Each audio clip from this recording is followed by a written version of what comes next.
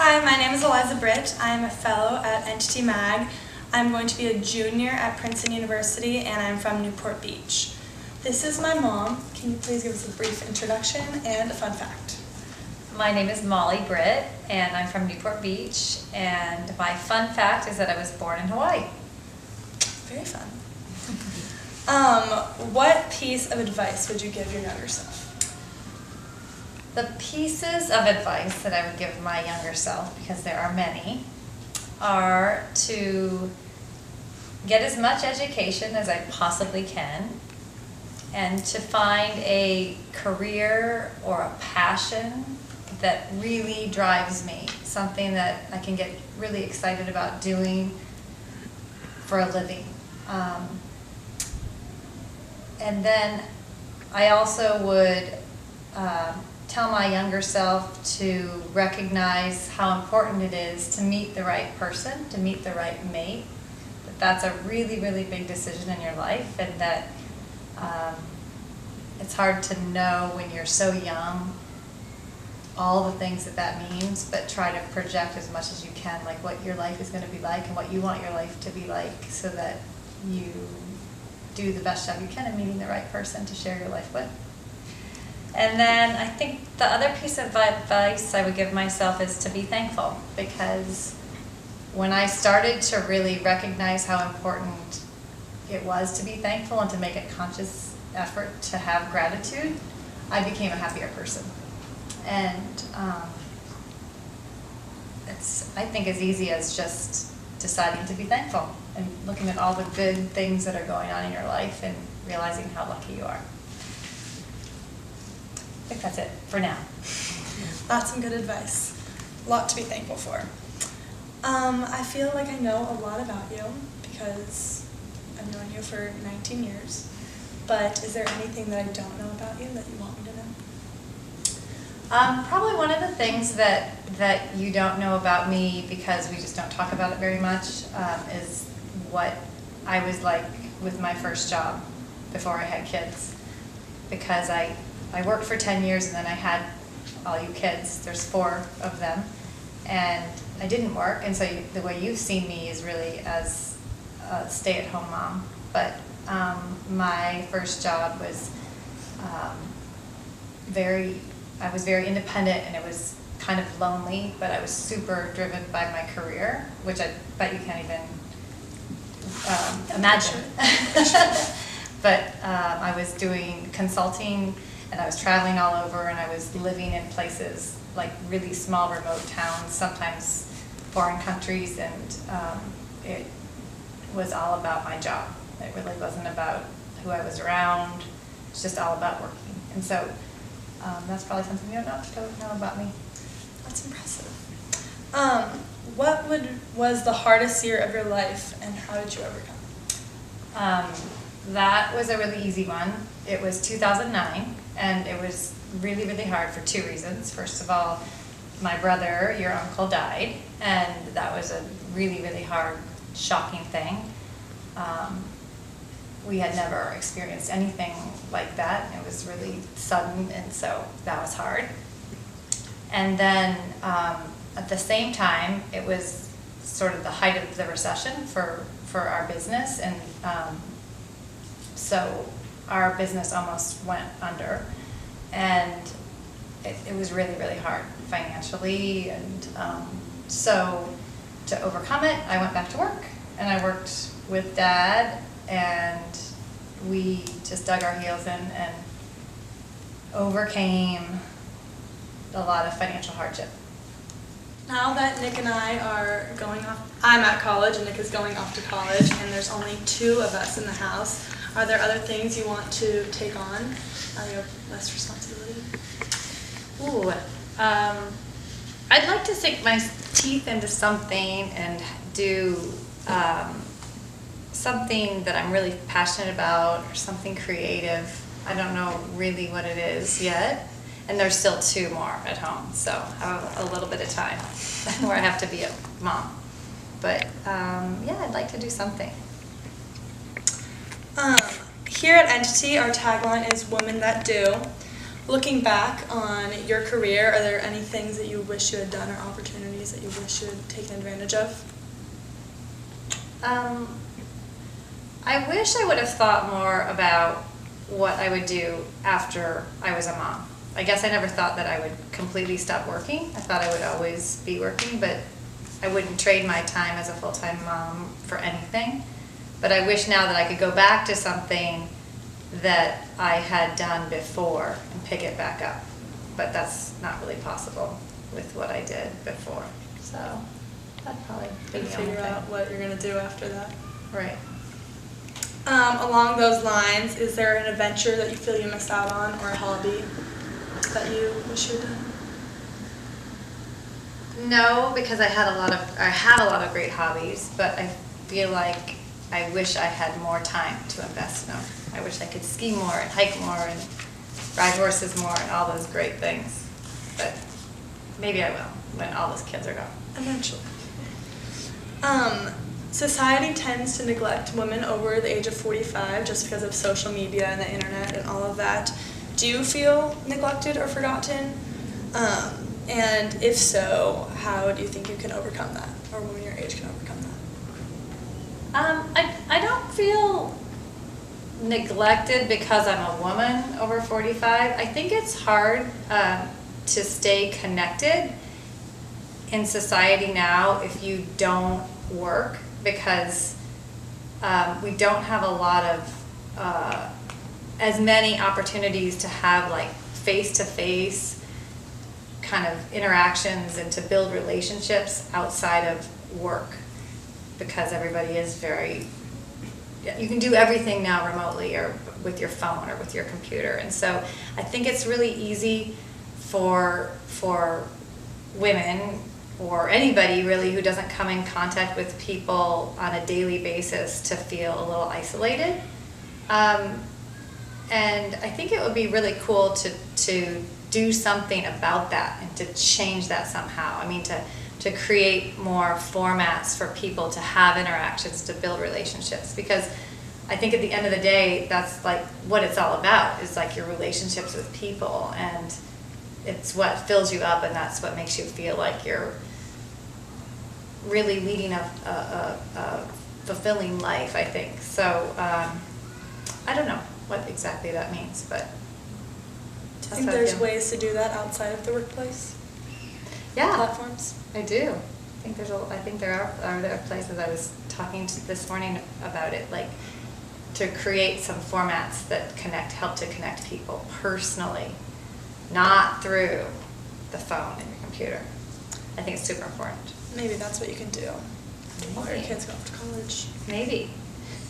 Well, thank you for coming in and letting us interview you. Here at Entity, we support all women in all stages of their life, and we are happy to have you. It's my pleasure. I'm Annabelle. I'm a junior at Georgetown, and I'm an Entity Fellow here. And this is my mother. Hi, Annabelle. Okay. You want me to introduce myself? So I am Annabelle's mom. My name is Susan Rockefeller, and I live in New York City. And I am the founder and editor-in-chief of Musings Magazine, and also a principal of a film company called Louverture Films. So do you have any quirky fun facts? So I'd say one quirky fun fact is that I did a film, as you know, called Mission of Mermaids, linking the myth of the mermaid to ocean health. And I believe that we all need mermaid time for us to rest and rejuvenate. And if we do that for ourselves and for the ocean and for the land, we will all be better. The earth will heal, the oceans will be bound, and we'll be bound. So I'd say quirky fact is that mermaids are a myth that are in all cultures, and I collect them. I have lots of mermaid memorabilia, as you know. Yes, you do. What piece of advice would you give to your younger self? What piece of advice would I give to my younger self? That's a great question. I would say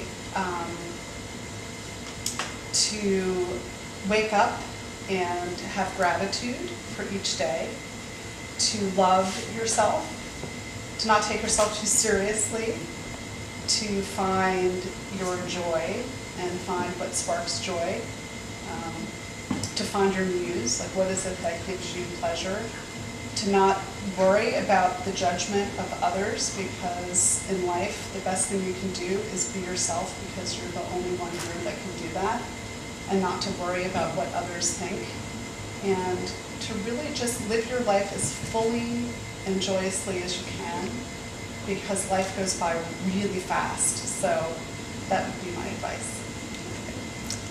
Well, I feel like I know everything about you because you're my mother, but is there anything that I don't know? Gosh, well, there's actually so much, because we know, we have like, we know a fraction about people, really, but I would say something about what you might not know about me is that I feel like I'm very similar to you, and you probably don't believe that. but I, like you, need time alone, especially as an artist. I need time to think and reflect. And if I don't have that time, I can get cranky. I can't give myself as fully to people and to my work. So I would say that that's something that maybe you don't know, but I'm happy to share it with you. What was the hardest year of your life, and how did you overcome it? So the hardest year of my life, I think, was this year. And as you know, that David's father passed away. So that was really hard. And also your papa, my dad, is on a decline. And your aunt, my sister, had breast cancer. So I would say this has been, I think, one of the hardest years, because I love life and I love my family, and it's really hard to see people that you love pass on or be sick. So I'd say this has been one of the toughest years. And in terms of overcoming it, I think it's really hard, because we're here and we have this incredibly miraculous life, but part of being alive is that we have to deal with death. And it's a natural part of life, but it's very hard and it takes practice. And so I'd say this has been one of the hardest years. Well, now that your kids are older, somewhat, what does the next chapter of your life look like? So now that my kids are older, no kids at home, I would say that there's not that much of a difference in terms of what my life looks like, except that I travel to see you and I'll travel to see Henry. I would say there's more, I continue to do my travel and my work. So I would say it's just a continuation with more time in the beginning of the day and the end of the day, because so much of what I did as a mother was a lot of the things that getting you ready for school, all the, dinners and organizing of schedules. So that's freed up, but what's filled it is just more time to make films, more time to work on my business, more time to travel.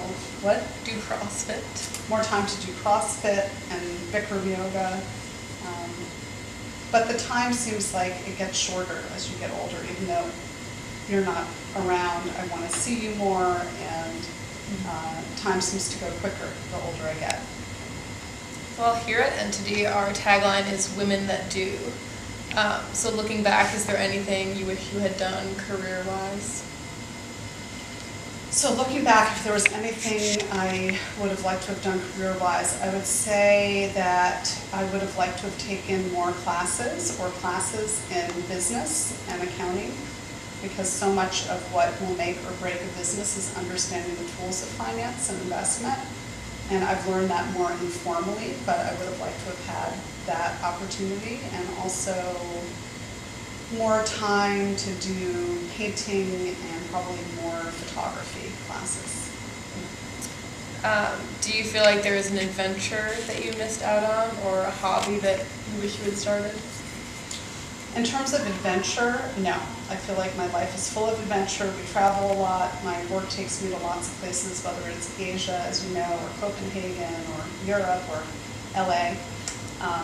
But in terms of a hobby, I think it's super important to stay fit. And I wished I had done a yoga practice when I was younger. I love Bikram yoga, as you know, I love hot yoga, and I wished I had started that in my 20s. And I think it's so important for a healthy body and a healthy mind to continue a practice of some exercise. And I, as you know, go from running to paddleboarding to CrossFit and yoga, but I would have loved to have really learned the practice of Bikram. Well, it's not too late to start. It is not too late to start. That's true, and I do it when I can. Okay, so society tends to neglect women over 45. Do you ever feel forgotten in a digitized world? So I think that's a really interesting question about women feeling forgotten if you're over 45. I think it's really important to understand media literacy and the fact that so much of the media landscape is about photoshopping and creating images that are really unattainable for so many people. So especially for young women, I think it's really important to understand, and we all have these little apps that can make our faces, like eliminate the wrinkles and slim the legs, and a lot of that goes on in the magazine and the media industry. But I think you can find and discover, places that will meet your interests. So I don't really feel left out. I think there's our population is getting older, and there's a lot of information that is coming on for wellness and experiential learning, and just, there's the MOOCs, there's so much that is available to people that are over 45, and most of the population is over 45, so I think that it's being cognizant of where to go to get your news and to get your information, so I don't feel left out. Do you have any tips for people who have no idea how to be media literate? That's a really good question. Tips for people to be media literate. I'd say to really have a critical eye and to look at news and ask yourself, especially in this atmosphere of what is real news and what's fake news, like where are the sources, and to look at the content and who the writers are and where the source of the information is coming from. So I think there are places that are newsworthy, and I know at Entity you're learning a lot about what it means to have journalism that has sources that you can look to so that you can legitimize what you're saying. So I'd say have a critical eye. Don't believe everything that you read, obviously, and especially sensational journalism, and to just continue to be critical. Well, thank you. Here at Entity, we support women of all ages, and I think it's important to see that we can all thrive regardless of what stage we're at in our lives. That's true. That's true. And I think Entity is a great place for people to learn and develop and find your voice. And I think that's the most important thing for women, is to find your voice, find what gives you pleasure, and pursue it. So, thank you. Hello, my name is Kylie Hoy, and I am an Entity Fellow. I'm a senior at Concordia University in Irvine, and we are sitting here in the Entity headquarters in Los Angeles. And this right here is my mom. Hi, Kylie. Hi. Hi, Mom. I think you just say like your name. Oh, and my name little is fun fact Lisa. about yourself. A fun fact? Yes. Your favorite food or something. My favorite food. Yeah. That's a hard one. I like all food actually, but at the moment I'm on a special diet where I'm eating only healthy food, so it's hard to ask me what my favorite food is right now because I would like to eat everything. I can't. That's fair. I understand that. All right, so we're just going to ask you a few questions. Okay. The first one is, what piece of advice would you give your younger self? What piece of advice would I give my younger self? Probably two things. I would advise my younger self to strongly listen to my instincts. That I was raised with strong gut instincts, and oftentimes women are not encouraged to follow them because other things come into play, but they're there for a reason, and they have saved me many times. So I would strongly advise my younger self to to really listen to my heart, to my gut, in situations that are dangerous and situations also that can be successful for me, and to listen to what I know is true, because sometimes that can be an issue of maturity. When you think, I'm old enough to do this, sometimes when you're younger, you have a gut instinct as well that can also help you. So at any point being younger, I would have to listen to your gut instinct, and usually will serve you well. And the second piece of advice I would give my younger self is to really cultivate my friends, my girlfriends, and that I don't need a horde of 20 oftentimes, because that can lead me sometimes maybe to do the wrong thing, but to really cultivate the friendships I have that are true, that people who I can go to, and who also come to me, because that's my gauge of knowing when I can trust someone else when they share with me. So that's something that I learned over the years, and it's serving me well now to have some friends I can really go to when I need true advice. Nice. So not kind of quality over quantity. Correct, because quantity is kind of accentuated sometimes when you're younger, but it's not always the best thing, and you don't find your true friends that way. So you can find them within there, but then to from that find the ones that really are the people who truly will be there for you. Oh, nice.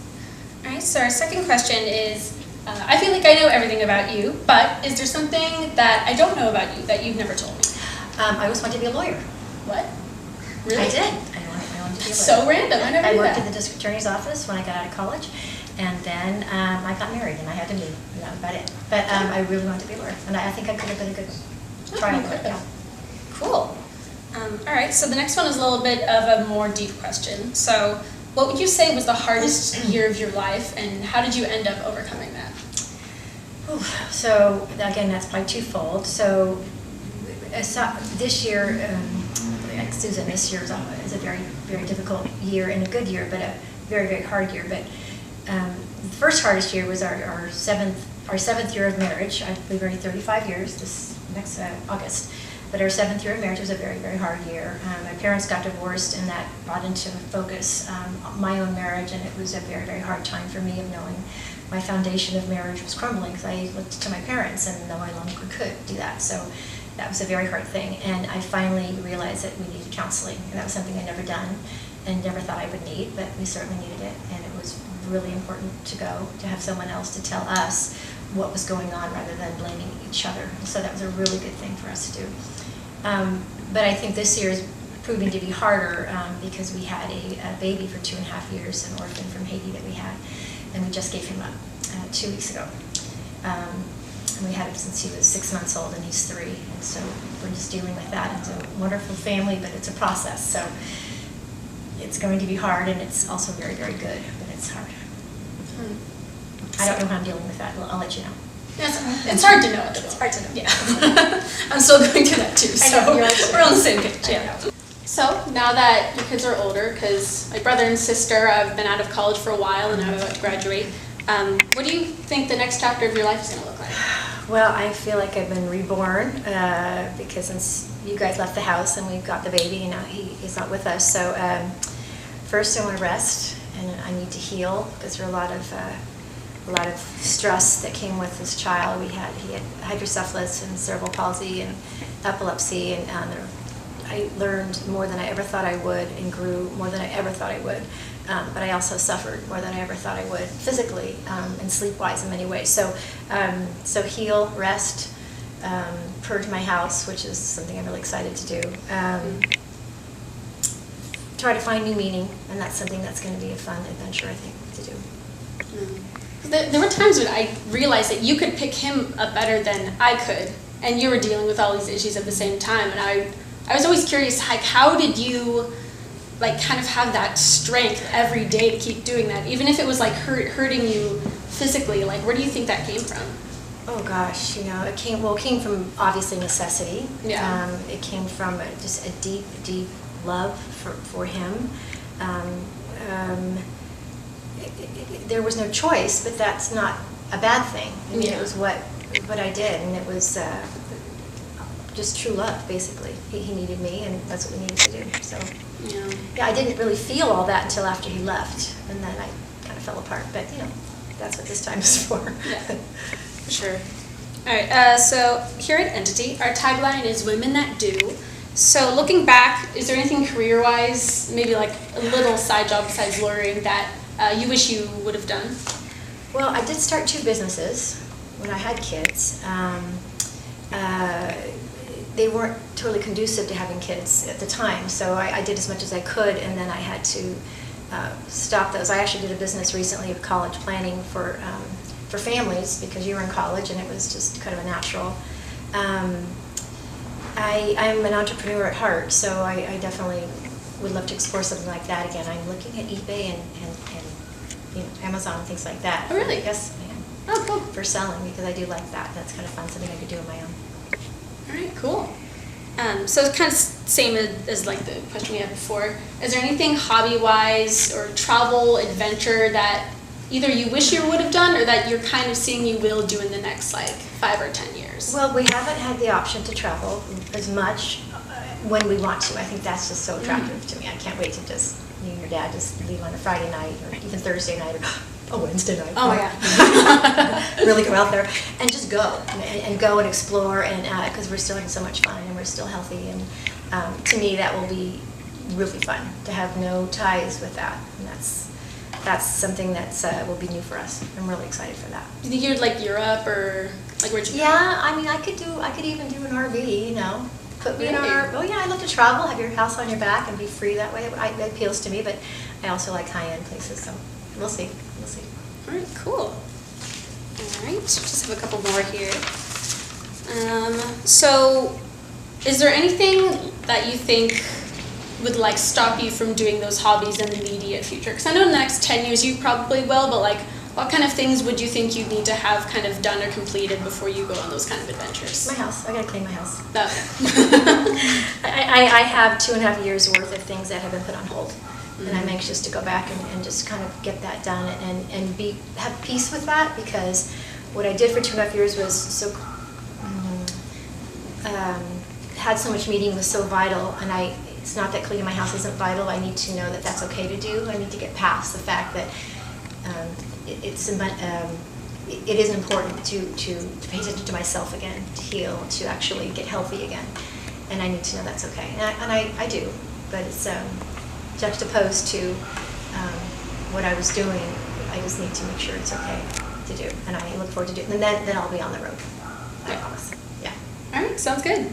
All right, so one of our last questions. So society tends to kind of neglect women over 35, especially, I don't know. I really don't know. I think it has a lot to do with media, internet. Honestly, I think it's a lot of obsession with youth and looking young and looking continually like you're aging backwards, and I don't understand why, but it's a thing. But like as a society, why do you think that is? And also like what could be a few small things that could change so that that's not as much of a thing anymore? Well, our society is centered on media, especially now. I mean, just walking through the airport, I just played a game and I just was counting the people just as I was walking who were face down on their phones or their device. And they're looking at something, you know, and it's not just games. They're looking at news, they're looking at magazines, they're looking at all sorts of things. So I believe it has to start with that. And I think Entity is one way that it can be not just for young women, but young women looking out, looking up, looking to see what else is needed out there to stop that particular cycle.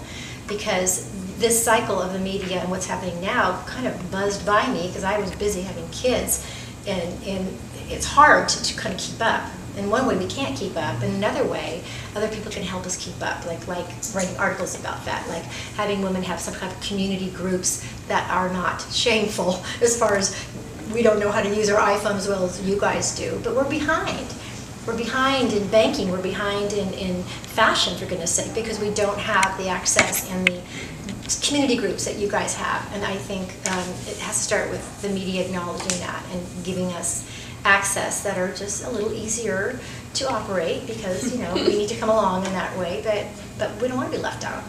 And we don't want to always have to hire 9-year-olds to come over for $20 an hour to fix our computer. We'd like to be able to do it ourselves. So I think there's lots of ways to do that. Right. Cool. Well, Mom, thank you for being here today. At Entity, we like to support women of all stages in life, regardless of who they are, where they came from. So thank you for coming on here and telling your story. Thank you for having me. Yeah. Is there anything else you want to add before we conclude? I'm excited for this opportunity for all of you to be able to write articles that make a difference in women's life, not just young women, but all the way around. It's really, it's exciting to watch for sure. Thanks for coming back. You're welcome.